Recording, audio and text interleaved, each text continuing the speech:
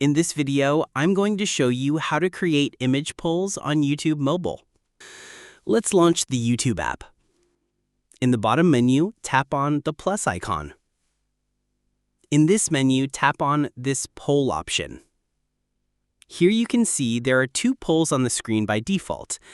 If you want, you can increase the number of options by tapping Add Option. But you should remember that you can only add 4 options here, so choose your options carefully. To add an image to the options, tap on this image icon. Choose an image from your gallery. Now you can see that the image icon is gone, so how will you add images? Tap on the image section to add an image to the other options. Repeat the process for the rest of the options. If you want to add text to the options, tap on the options. Now type your text here. Repeat the process for the rest of the options. Now you have to add a question or a suggestion to the poll.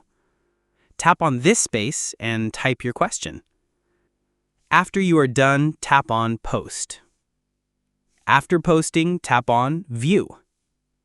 Here you can see that I have successfully created an image poll on YouTube.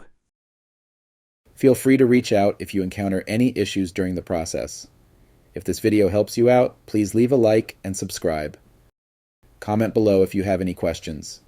If you need further assistance, consider hiring a professional using the link in this video below.